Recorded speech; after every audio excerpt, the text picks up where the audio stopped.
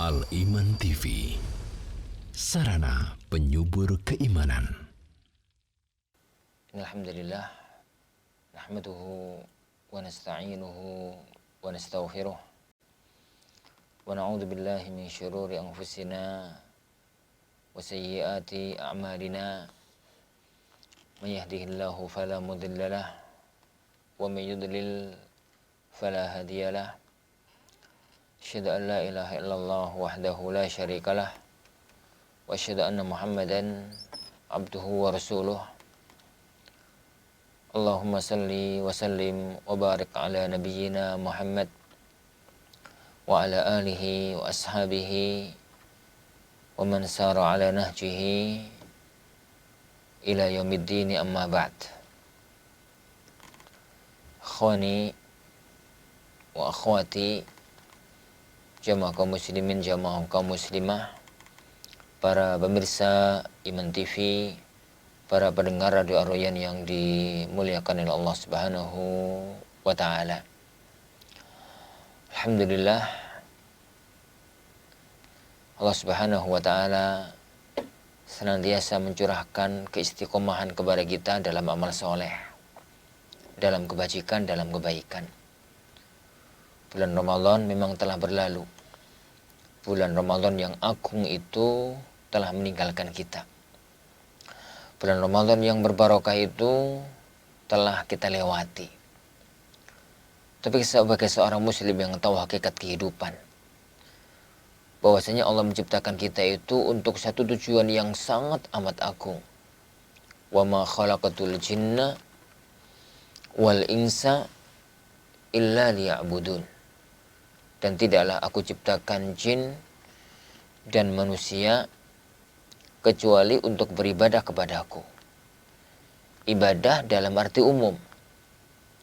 Ibadah dalam arti yang disebutkan oleh Imam Ibnu Taimiyah rahimahullah, ismun jami'un likulli ma yuhibbuhullahu wa yarla minal aqwali wal af'ali adh-dhahirah wal batinah. Segala sesuatu yang dicintai oleh Allah dan diridhai oleh Allah, baik itu ucapan maupun perbuatan yang nampak maupun yang nggak nampak, itu adalah ibadah dalam arti umum.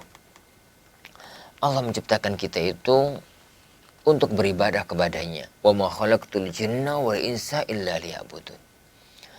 Dan ibadah ini tidak kenal waktu, tidak kenal batas. Kita beribadah sampai roh kita berpisah dengan jasad kita. Sebagaimana firman Allah Subhanahu wa taala, wa'bud rabbaka hatta ya'tiyakal yakin. Dan sembahlah Tuhanmu sampai datang kepadamu keyakinan. Maksud dari keyakinan adalah datang kepadamu kematian yang yakin pasti akan datang.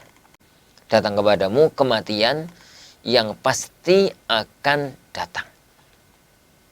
Makanya salah satu di antara prinsip seorang mukmin yang dituntunkan oleh Allah Subhanahu wa taala kepada kita adalah apabila kita telah selesai dari satu aktivitas kebajikan, maka jangan berhenti kemudian istirahat. Segera bangkit untuk melakukan amal kebajikan yang lain. Fa idza faraghta fansab. Apabila kamu telah selesai melakukan amal kebajikan, maka segera bangkit untuk melakukan amal yang lain. Begitu juga dengan kondisi kita saat ini para sahabat sekalian. Setelah kita itu selesai dari bulan Ramadan, setelah kita itu selesai dari amal-amal kebajikan kita di bulan Ramadan, dan kita telah meninggalkannya. Sekarang kita telah berada di bulan Syawal, di ujung Syawal bahkan. Maka hendaknya kita meneruskan langkah-langkah kebajikan di bulan Ramadan. Jangan diputus. Jangan berhenti dengan melakukan amal kebajikan. Allah Subhanahu wa taala dan Rasulullah sallallahu alaihi wasallam mengisyaratkan kepada kita agar seseorang itu tidak memutus amal kebajikan selepas Ramadan. Makanya setelah Ramadan ada zakatul fitr. Setelah Ramadan ada sholat Id. Setelah Ramadan ada puasa 6 hari di bulan Syawal. Satu isyarat dari syariat kita agar amal itu berkelanjutan, tidak terputus hanya selama di bulan Ramadan. Memang para jemaah sekalian, bukan tuntutan syariat seseorang itu melakukan aktivitas kebajikan persis kayak di bulan Ramadan. Itu bukan tuntutan syariat. Bukan merupakan satu yang diperintahkan, yang dituntut oleh syariat. Uang itu melakukan amal ibadah kayak dia lakukan selama di Ramadan. Karena itu nggak mungkin. Semangatnya, aktivitasnya, banyaknya, rutinitasnya kayak Ramadan itu nggak mungkin. Karena memang sunnatullah, Allah Subhanahu wa Ta'ala menjadikan ada hari-hari mulia, hari-hari agung kayak Ramadan, kayak awal Dzulhijjah gitu. Dan ada hari-hari biasa, ada hari-hari normal, ada hari-hari biasa. Yang dituntut oleh syariat adalah jangan sampai amal itu putus, meskipun tidak sama kayak di bulan Ramadan. Gambarannya begini para ikhwan. Di bulan Ramadan ibadah puasa 1 bulan muput, 1 bulan penuh, 1 bulan sempurna. Lah, jangan sampai kita itu sebagai seorang muslim kenali poso itu kalau cuma Ramadan. Tapi lanjutkan di luar Ramadan dengan amal-amal sunnah. Puasa-puasa sunnah. Bagi yang mampu, puasa Daud. Puasa yang paling utama setelah puasa wajib. Kalau nggak mampu, turunkan derajat. Dari puasa sunnah harian kepada puasa sunnah pekanan, Senin dan Kamis. Nggak mampu juga turunkan kepada puasa sunnah bulanan, ayyamul bidh. Nggak mampu juga turunkan menjadi puasa sunnah tahunan. Puasa 6 hari bulan Syawal, puasa Arafah, puasa Asyura. Nggak mampu juga. Alasan apa kita nggak mampu? Nggak mampu juga, itulah titik celah. Berarti orang itu tidak kenal puasa kecuali di bulan Ramadan. Tadarus Al-Quran. Semaraknya orang membaca Al-Quran, Masya Allah. Sesuatu yang sangat kita syukuri selama di bulan Ramadan. Semarak. Di mana-mana. Itu amal kebajikan. Tapi satu hal yang harus diwaspadai. Jangan sampai orang itu kenal tadarusan. Jangan sampai orang itu kenal ayat-ayat Al-Quran, baca Al-Quran kalau Ramadan toh. Dan di luar Ramadan gak mengenal itu. Meskipun tidak sekuat selama di bulan Ramadan. Kalau di Ramadan itu mungkin 1 hari 1 juz, 2 juz, 3 juz. Atau bisa lebih. Maka di Ramadan kurang daripada itu. Sesuai dengan kondisi orang. Jadi masing-masing. Tapi jangan sampai meninggalkan hari-hari orang itu membaca Al-Quranul Karim. Dan begitu selanjutnya. Yang dengan itu mudah-mudahan kita termasuk di antara hamba-hamba Allah istiqamah di dalam menjalankan amal kebajikan. Dan termasuk orang-orang yang diberi oleh Allah tanda bahwasanya Ramadan kita Allah terima. Karena tanda dari diterimanya amal soleh adalah kesolehan setelahnya. Tanda dari amal soleh adalah amal kebajikan setelahnya. Tanda puasa kita diterima adalah kita puasa-puasa berikutnya. Tanda bahwasanya sholat malam kita terima adalah sholat-sholat malam berikutnya. Tanda, gak mesti ya. Tapi itu tandanya sebagaimana disebutkan oleh para ulama-ulama kita. Para jamaah yang dimuliakan oleh Allah Subhanahu wa Ta'ala. Di antara amal soleh, di antara amal kebajikan yang sangat agung untuk kita jalani hari-hari kita dengannya adalah amal menuntut ilmu agama. Karena belajar ilmu agama itu adalah pembelajaran adalah satu ibadah agung. Bagaimana tidak? Allah Subhanahu wa taala memerintahkannya. Rasulullah Shallallahu alaihi wasallam memerintahkannya, menegaskannya. Allah dan Rasulnya menyebutkan banyak keutamaan dan kemuliaannya. Mulai dari usahanya mendapatkan, saat dia belajar, saat dia dapat ilmu, dan semua keutamaan dan keagungannya. Ibadah ini, ibadah menuntut ilmu ini adalah satu ibadah agung. Kita bersyukur kepada Allah Subhanahu wa taala tatkala Allah Subhanahu wa taala menjadikan kita termasuk barisan orang-orang yang berusaha untuk menjadi para penuntut ilmu agama. Kan Rasulullah SAW bersabda, "Man salaka thariqan yaltamisu fihi ilman, sahhalallahu lahu bihi thariqan ilal jannah." Barang siapa yang melakukan usaha untuk menuntut ilmu agama, maka Allah akan mudahkan jalan dia menuju ke surga. Dan hari-hari ini menuntut ilmu itu Allah mudahkan dengan berbagai media yang ada di zaman sekarang. Tapi perlu saya ingatkan, media-media terbaru yang ada pada zaman sekarang untuk menuntut ilmu, jangan melupakan hukum asal menuntut ilmu. Hukum asal menuntut ilmu itu di masjid-masjidnya Allah Subhanahu wa taala. Sebagaimana Rasulullah sallallahu alaihi wasallam bersabda, "Majtama'a qaumun fi baitin min buyutillah yatluna kitaballah wa yatadarasunahu fima bainahum illa nazalat alaihimus sakinah wa ghasyiyatuhumur rahmah wa haffathumul malaikah wa dzakarahumullahu fi man indah." Tidaklah sebuah kaum itu berkumpul di rumah-rumah Allah untuk mempelajari ilmu agama, mempelajari Al-Quran, mempelajari isinya, membaca Al-Quran, mempelajari isinya, kecuali akan turun kepada mereka ketenangan, kasih sayang, dinaungi oleh para malaikat, disebut namanya di sisi Allah Subhanahu wa taala. Itu hukum asal. Itu hukum asal. Apabila itu tidak bisa dilakukan karena banyak kondisi, baru menginjak kepada cara yang lain. Oleh karena itu adanya TV-TV sunnah, radio-radio sunnah, channel-channel sunnah, itu adalah satu kebaikan, kebajikan yang sangat perlu kita syukuri. Sebagai alternatif cara lain di dalam menuntut ilmu. Tapi tetap jangan lupakan majelis asli. Aslinya menuntut ilmu di majelis-majelis ilmu, di masjid-masjid yang Allah Subhanahu wa ta'ala. InsyaAllah para jamaah yang dimuliakan Allah Subhanahu wa ta'ala, setelah kita sebelum Ramadan menyelesaikan kitab Al-Qawaid wal Usul Al-Jami'ah, meskipun tidak semuanya kita baca, beberapanya kita tinggalkan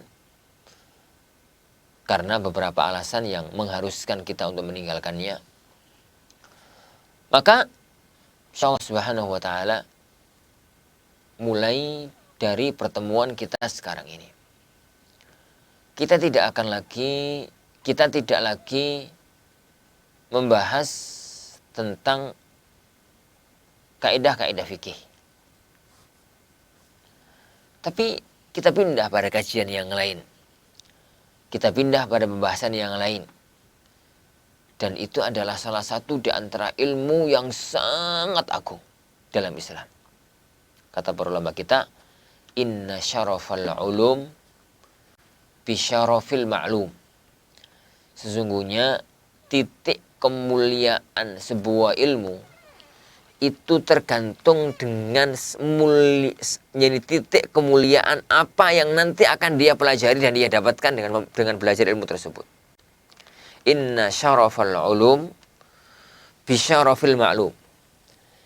Kemuliaan ilmu belajar itu berbanding lurus dengan kemuliaan apa nanti yang akan dia dapatkan, yang dia pelajari dari ilmu tersebut. Nah, oleh karena itu, salah satu di antara ilmu pokok, ilmu utama dalam mempelajari agamanya Allah Subhanahu wa taala adalah mempelajari makna-makna firman-firman Allah Subhanahu wa taala. Dalam bahasa umumnya, mempelajari tafsir dari firman Allah Subhanahu wa ta'ala. Oleh karena itu, Insyaallah Subhanahu wa taala mulai pertemuan kita kali ini kita akan mempelajari tafsir ayat-ayat Allah Subhanahu wa taala. Karena itu adalah sumber dari semua ilmu yang berkaitan dengan syariat. Semua ilmu yang berkaitan dengan syariat sumbernya adalah berawal dari kitabullah ini azza wa jalla. Para jamaah yang dimuliakan Allah Subhanahu wa taala. Kitab yang akan kita jadikan panduan untuk kita baca dan kita belajar bersama di dalam usaha kita memaknai, menafsirkan ayat-ayat Allah Subhanahu wa taala adalah tafsir agung, tafsir mulia, tafsir Al-Quran Al-Karim oleh Al-Imam Jalaluddin Al-Mahalli dan Jalaluddin As-Suyuti.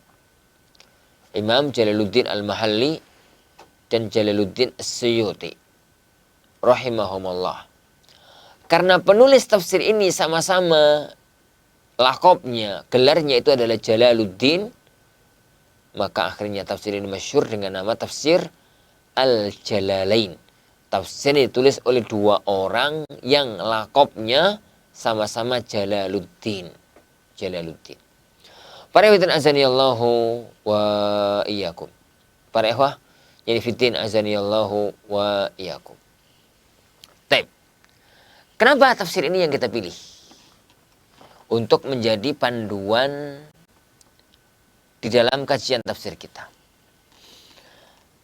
Pertama,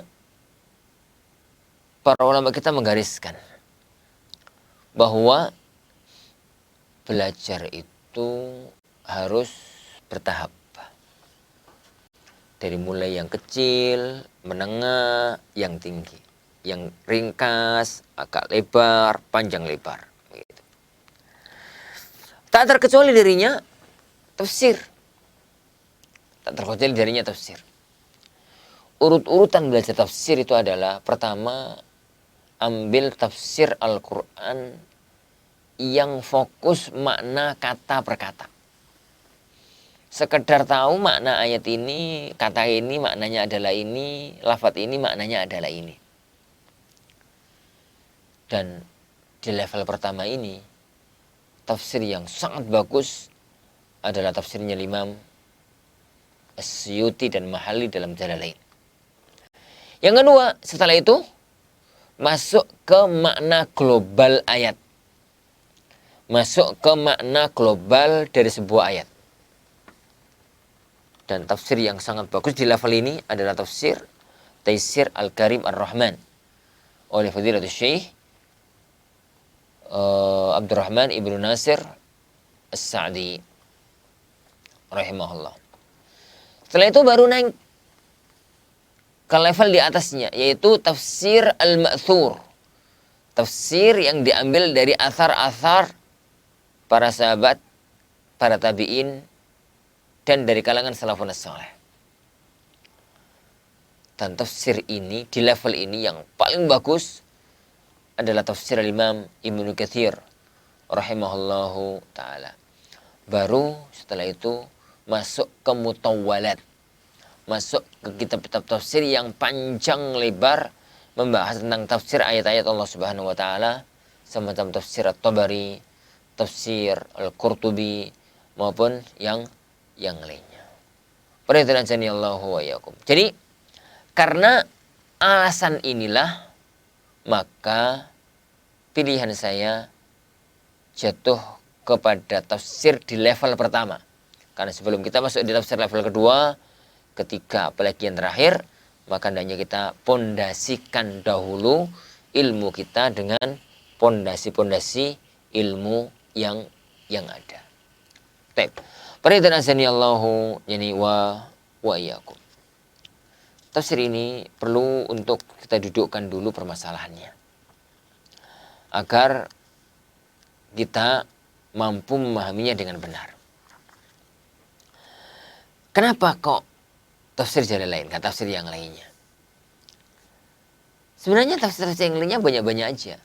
Tapi pilihan saya jatuh ke tafsir ini disebabkan oleh beberapa hal.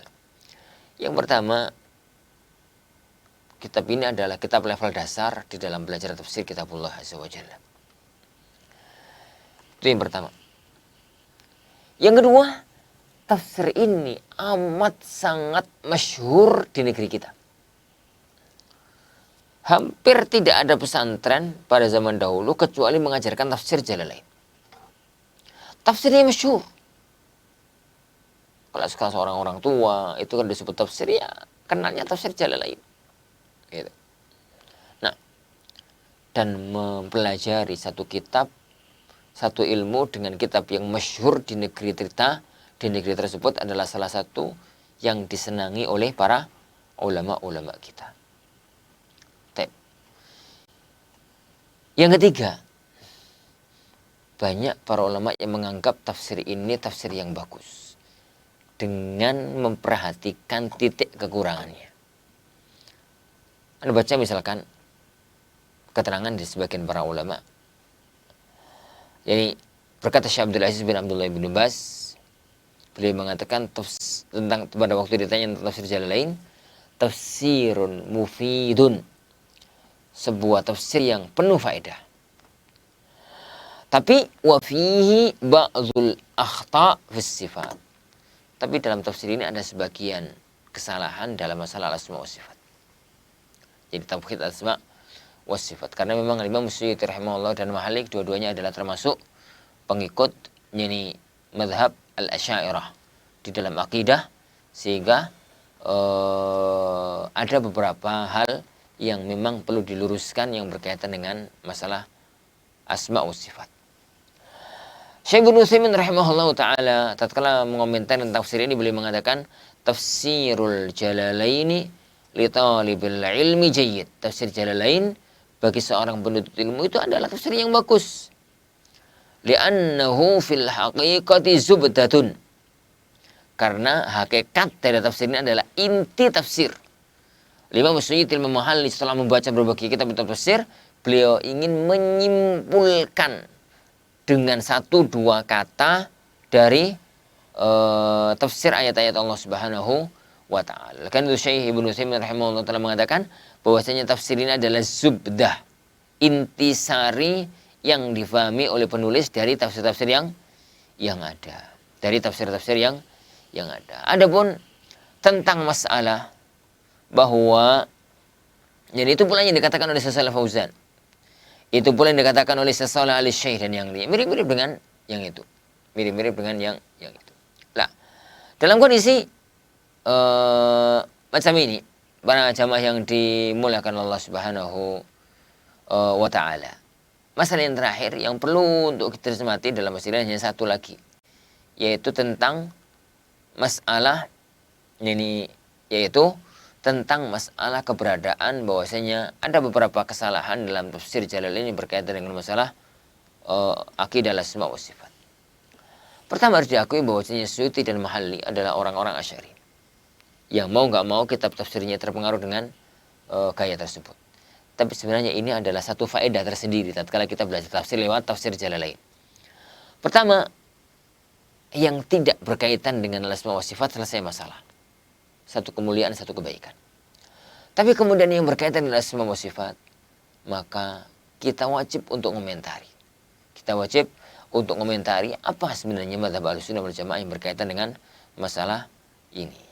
Wallahu a'lam bishawab. Mudah-mudahan Allah Subhanahu wa taala memberikan taufik ini kepada kita jadi untuk mempelajari ayat-ayat Allah Subhanahu wa taala. Tafsir ini disebut dengan tafsir Jalalain. Bagaimana saya katakan tadi, karena ditulis oleh dua orang, guru dan murid sama-sama namanya Jalaluddin. Gurunya adalah Imam Jalaluddin Al-Mahalli, sedangkan muridnya adalah Imam Jalaluddin As-Suyuti. Yani rahimahumullahu yani ta'ala. Lah, tafsir ini dari mulai surat Al-Isra, dari mulai surat Al-Kahfi sampai akhir An-Nas, sampai Al-Fatihah, tulisannya Al-Imam Al-Mahalli, Jalaluddin Al-Mahalli. Adapun selain daripada itu, yaitu yang dari surat Al-Baqarah sampai surat Al-Isra, maka itu adalah tafsirnya Imam Suyuti rahimahullah ta'ala. Karena Imam Suyuti al-Imam al-Mahalli menafsirkan ini, kemudian beliau meninggal dunia, dilanjutkan oleh ini muridnya, yang dilanjutkan oleh muridnya Imam Suyuti rahimahullahu ta'ala. Taib, wallahu a'lam bishawab. Jadi ini insyaallah subhanahu wa ta'ala yang kita pelajari sebagai muqaddimah dari kajian kita tafsir Al-Jalalain. Insyaallah subhanahu wa ta'ala pertemuan depan kita masuk dalam tafsir surat Al-Fatihah. Wallahu alam. Sallallahu wasallam wa baraka ala nabiyina Muhammad. Assalamualaikum warahmatullahi wabarakatuh. Dukung channel kami dengan like, subscribe, dan aktifkan notifikasi agar kamu tidak ketinggalan video-video menarik lainnya.